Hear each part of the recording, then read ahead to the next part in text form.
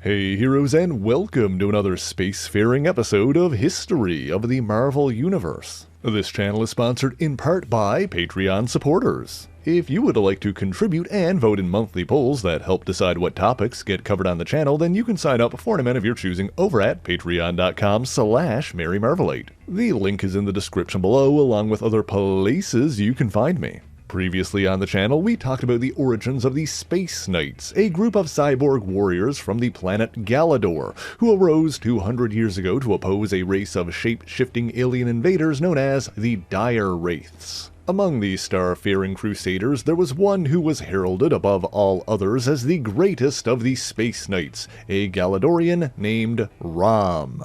While his campaign against the Dire Wraiths lasted nearly 2 centuries, this week we begin in the Marvel Age of Heroes, as the Space Knight Rom tracked his quarry to the planet Earth. He landed just outside the town of Clairton, West Virginia, where he was seen by a woman named Brandy Clark. After using a scanner to confirm that she was indeed human, Rom proceeded into the town where he found a pair of disguised wraiths and swiftly banished them to Limbo. However, to the human onlookers, it seemed as though he was attacking random civilians, leaving behind charred remains. Seeking to explain himself, he confided in the aforementioned woman, Brandy Clark, using his translator device to quickly analyze and learn the English language so he could tell her of his origins and purpose. She was naturally skeptical of his claims at first, but ultimately both Clark and her boyfriend, Steve Jackson, became Rom's allies. In the midst of this, Rom was targeted by human authorities, and in the ensuing clash, he found that there were Dire Wraiths embedded in both the Clairton police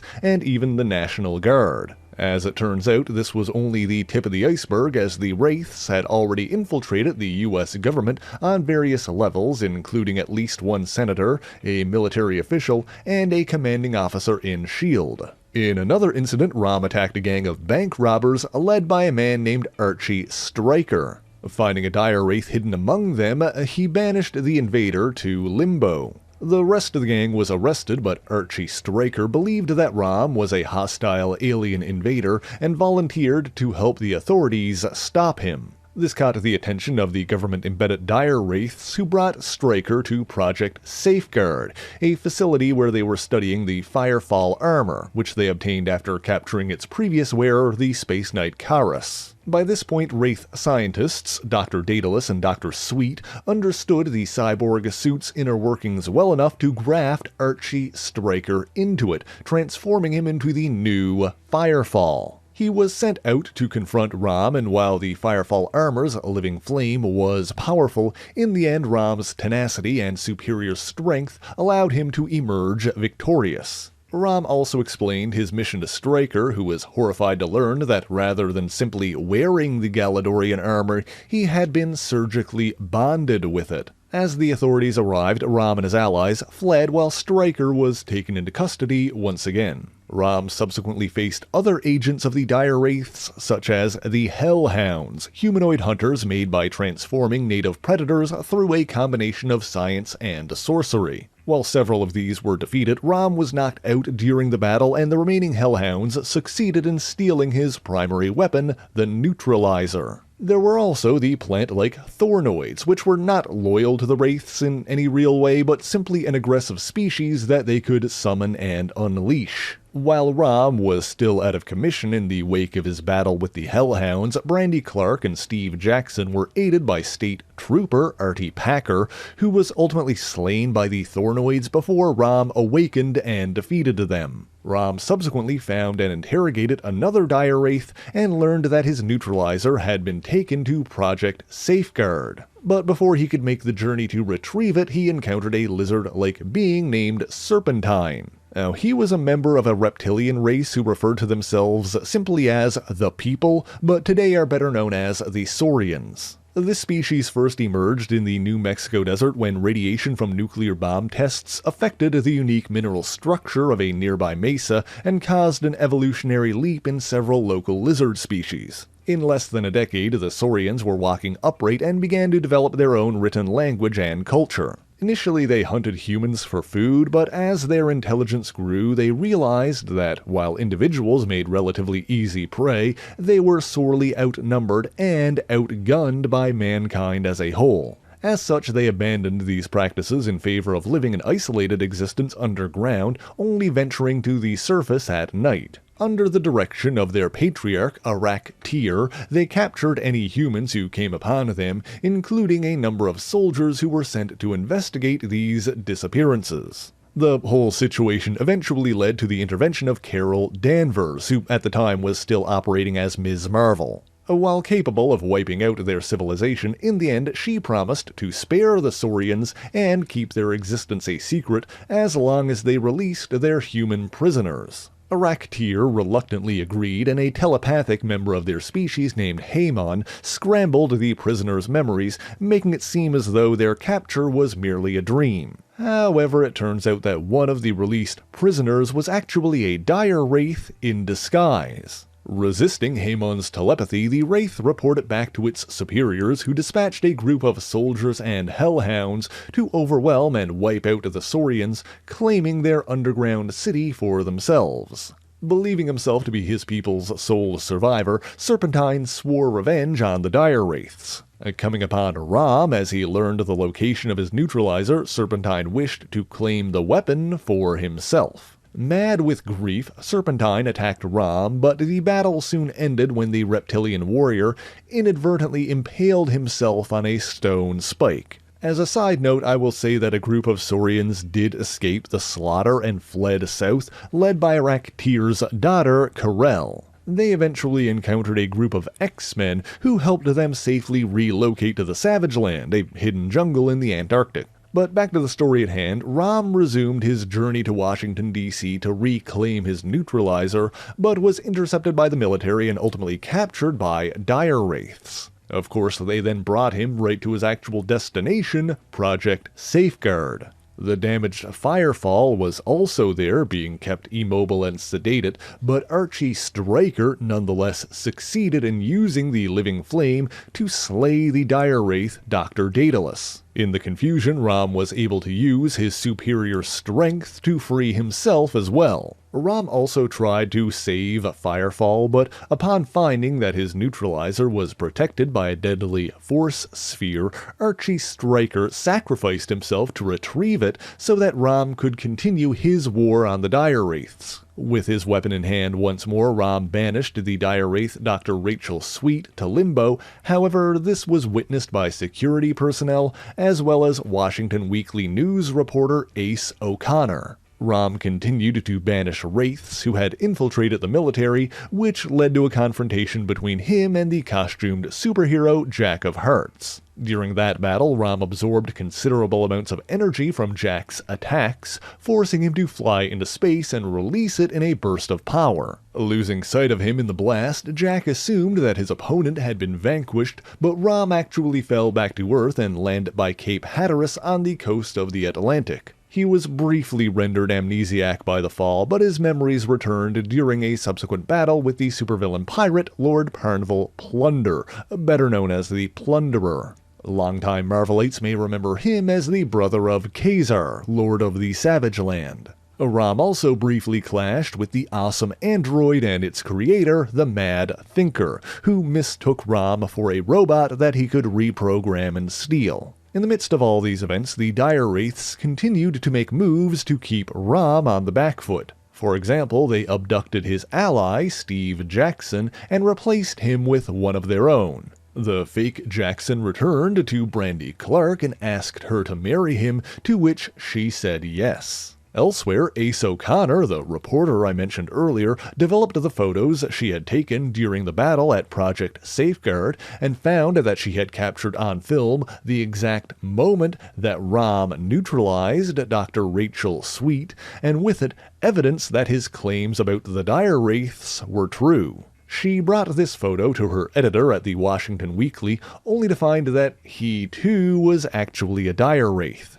She was then taken captive and held prisoner inside a sensory deprivation room alongside Steve Jackson. After hearing his story, Ace helped Steve escape, and when the dire wraiths intercepted them and recaptured her, she insisted that he go on without her and save Brandy, effectively sacrificing her life as she was executed soon afterwards. Meanwhile, Rom arrived at Clairton first and interrupted the wedding between Brandy Clark and the fake Steve Jackson. Rom prepared to eliminate the imposter, but even Brandy began to question the Space Knight upon seeing him threaten her fiancé. Fortunately, the situation was cleared up when the real Steve Jackson arrived on the scene and shot the imposter, causing it to crumble to ash as vanquished dire wraiths always did. Steve then spoke on Rom's behalf, corroborating his story and ensuring that Clairton could be a safe haven for him while he continued his war against the dire wraiths. Rom went on to defend the town against other threats like the dire wraiths' synthetic servant, the Wraith Watch. Having thoroughly proven himself, he worked with the county coroner, Silas Lane, and learned that many of the false identities used by disguised dire wraiths were listed with the same date of birth. Information collected by Lane also pointed Rom towards a nearby farmer, Jacob Marx. So for the next part of our tale, let's take a step back and explore his story. Arriving on Earth in 1940, the Wraith who would one day become Jacob Marx was a pilot for one of his fleet's one-man fighter crafts referred to as Draculars. With his ship damaged, he crash-landed several years before other members of his species arrived on Earth and used the global confusion in the wake of the Second World War to embed themselves into human society. Unable to call for help, he simply observed humanity, and while brief skirmishes revealed to him that they found his natural form monstrous, the stranded Wraith eventually decided that he was tired of centuries of conflict and opted to take human form and live peacefully among them. He established the cover identity of farmer Jacob Marx and eventually began courting a human woman named Marjorie Seaton, who he later married.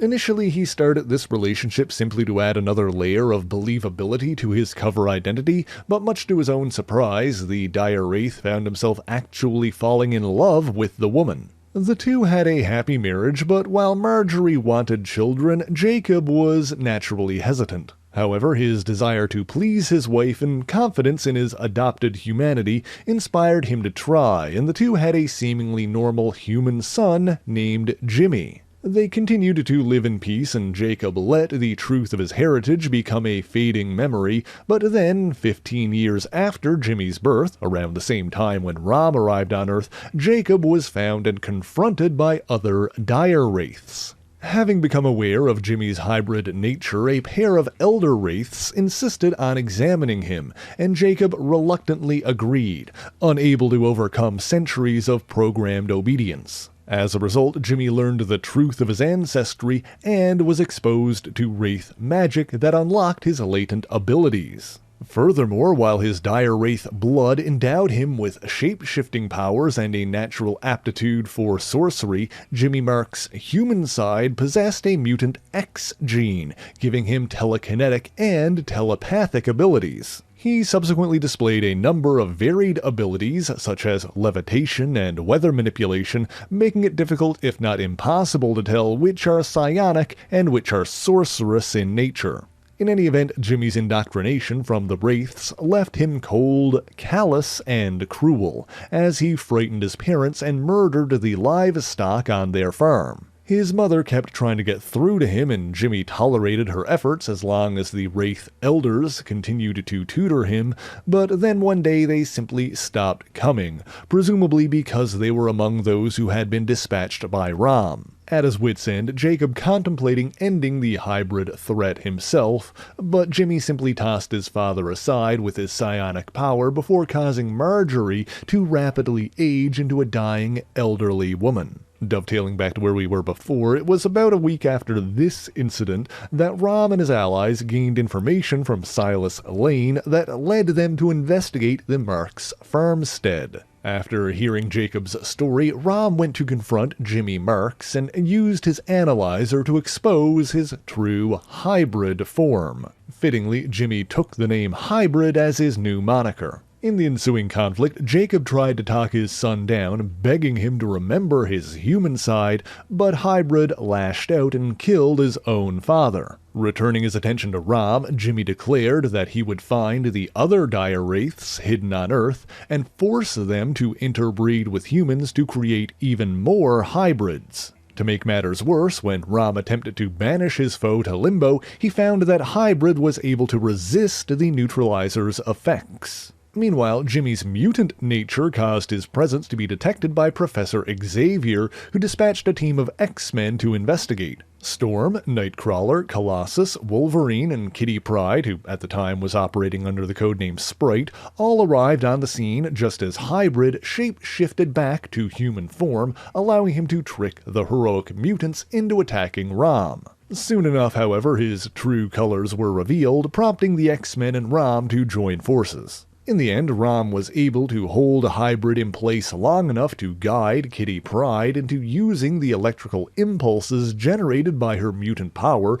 to fire his neutralizer, increasing its intensity enough to disperse Hybrid's atoms. Rom avoided sharing this fate, but because of his proximity to the blast, he quickly found himself shunted through a portal to Limbo. There he encountered a number of banished dire wraiths who taunted Rom with images of a destroyed Galidor. However, he was seemingly saved by his old ally, Karis, the original Firefall. As mentioned in the previous Rom video, when the dire wraiths came close to cracking the captured Firefall armor, Karis turned the power of the living flame inward, banishing his own consciousness into Limbo. There, his life force manifested in human form, and he encountered a denizen of Limbo called the Space Phantom. Now, the Space Phantoms in general have a complicated history of their own, but suffice it to say this particular Phantom had already had a number of encounters with the heroes of Earth, and at this point was trapped in Limbo. He befriended Karis out of boredom, but when the Space Phantom noticed Rom's arrival in the timeless realm,